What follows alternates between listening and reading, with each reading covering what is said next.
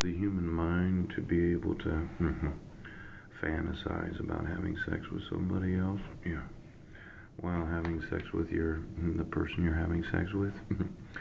I think that there could be some Saudi Arabian women that do want to keep their virginity, yes, that are absolutely beautiful. But we can't allow for technology to be using that part of our mind that we are not able to see for ourselves. Pooh. Now, this is called the albedo effect. Ice and snow? Yes. 85% of solar radiation. Now, this is really something because when you think of solar radiation, there are certain light sources that if you were able to condense them, yeah, they would actually penetrate the density of the human mind. Now, woe is me, yes. Exactly what does a queen? I want to know the light that you've been using to program, yes, the density of the human mind, the 92% that we don't use ourselves. Now, as I mentioned, this whole North Pole, yes, somewhat important to those around it. Oh. Did you develop a satellite technology that could use reflected sunlight? Yes. And you could use that albedo. Well, Queen, what's under your throne? I do know those that have been snaked, and then I do know those, yes, that just had to see the sexual nerve endings. Ooch. And then I know those that are that special breed of somebody right now. Why don't you tell me what you know about solar radiation? You know, radiation can probably be used, yes, to program the human mind. So why doesn't somebody right now tell me what you know about solar radiation? Now I know it gets hot up there, and this ice, yes, 1985, and then in 2000, yes, and then in 2015, yeah. We're having warmer waters because somebody doesn't realize the importance of the Arctic. Yes.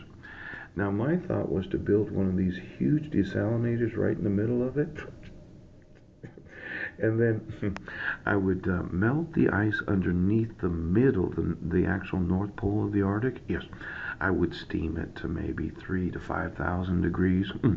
I would attract all the cold air, and I would freeze this, and we would go from 2015 to 2000 to 1985. Now, as a world, can we really afford right now? Because it actually works. This desalinating technology, yeah, the HHO gas, yes, I could melt the ice, and that ice happens to be the thickest because it's at the very tip of the pole. And then as the desalinator moves forward, right, it lifts itself up so that I could have hundreds, maybe even 1,000 feet of ice underneath it as it freezes. Ooh. Don't you think it's important that we make it cold up there? Now, this is Greenland. Oh, look at that. Denmark used to be a part of it, or do you actually still own Greenland? Could somebody call the Danish royal family? In fact, could you ask the Queen of Denmark? Where's your throne? Now, I wanted to put another desalinator steam generator over here. Yes, yes, yes. And manufacture electricity that caused it to snow around the Arctic. Yes, he did. See, this happens to be salt water right over here. And this salt water can be desalinated to produce, well, any temperature of steam I really want, yes. But the electricity that it produces when the steam is cooling to water, yes, They produce electricity.